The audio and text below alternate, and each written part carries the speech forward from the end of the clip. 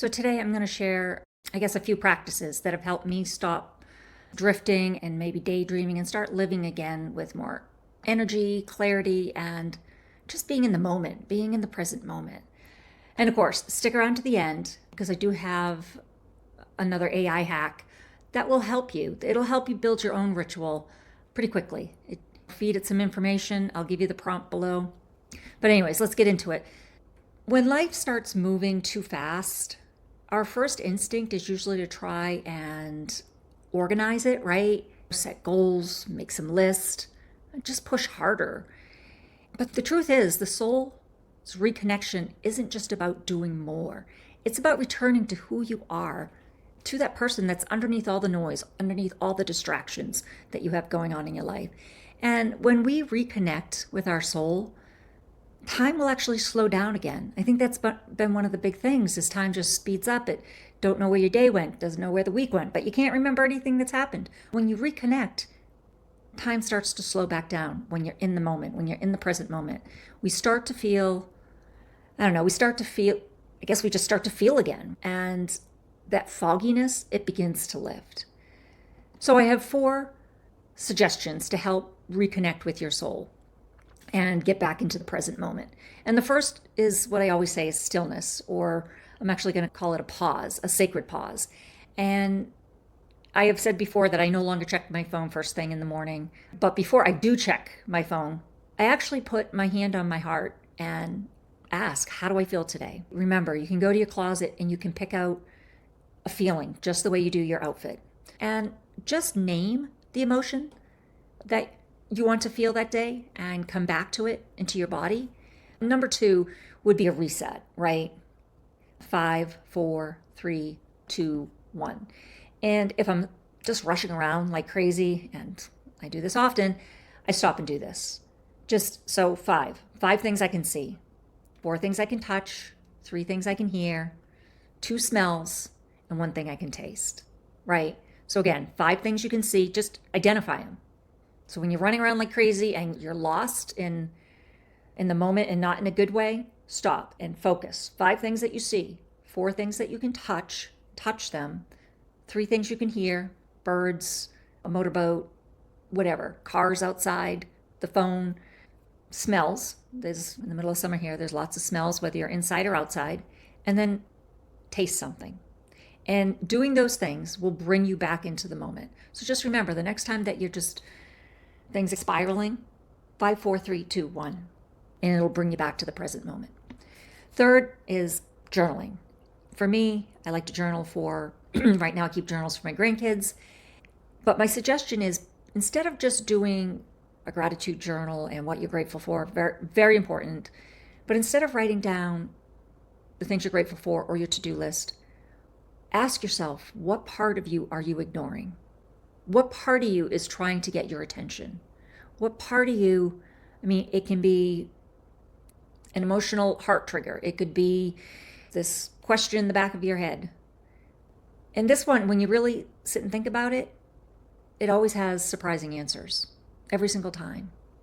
Number 4, the sounds and stillness. So again, when you have a minute and you can do this, lay down, close your eyes, and play a sound bath or a deep frequency track. I got these meditation speakers a while ago. They're only 3 minutes. It's a beautiful sound bath with the right type of music and the beats. It puts you in a meditation state really quick. Do that for 5 minutes and get lost in that sound and just be still and go inward and ask your soul, what do I need to know right now? What do I need to hear? And no phone, no multitasking. Just do a reset on your nervous system. So when you are trying to reconnect, whether it's the journaling, it's the reset, whether it's connecting with your surroundings, what actually happens when you reconnect? These things seem really small, like are they even going to work? Why waste my time? They are small, but they're very powerful because they bring your soul back into the room with you. Remember, the soul will always get lost in the noise, will always get lost in the chaos. So you've got to bring yourself back to the stillness. You've got to bring yourself back to just the quietness and being in the moment. Stop the mind from being elsewhere. Know where you need to be, but right here in the moment. And The more time that I've done this, it seems that I start remembering moments again. Things will come back to me that I have not thought about decades, I guess, like a memory that I totally forgot about this, but I had a memory the other day. I grew up on a beach called Plum Island, and it was literally an island, and there was this houseboat in the basin of the island, and it was all run down. But as kids, we would go in it all the time and just explore and storytell and whatnot. I totally forgot all about that. But those were such fun times as a little kid. And I totally forgot that good memory.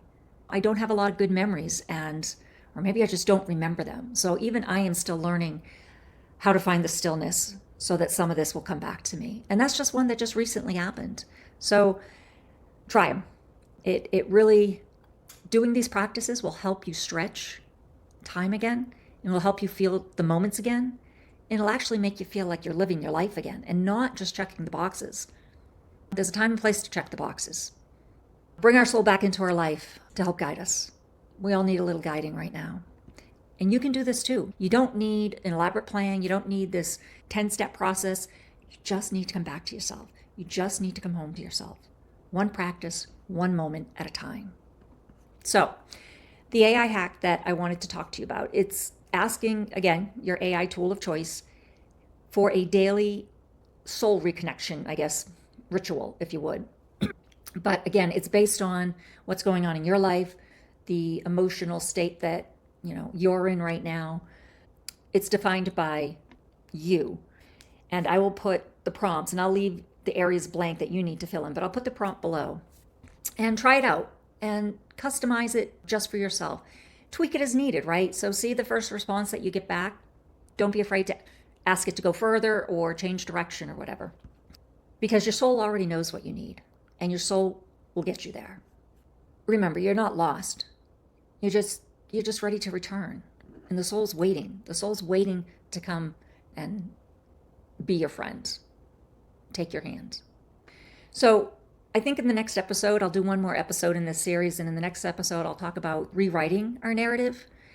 I think a lot of times we take our past and we believe that's who we are. That's not who we are. So I'm going to help you rewrite the narrative. And just remember, it's never too late to begin something, ever. I don't care how old you are or how young you are. Life is meant to be in alignment with your soul, with your creator. Life is never meant, you're not promised that it's going to be easy and that you're not going to have obstacles, but you can definitely overcome them. And life should be beautiful.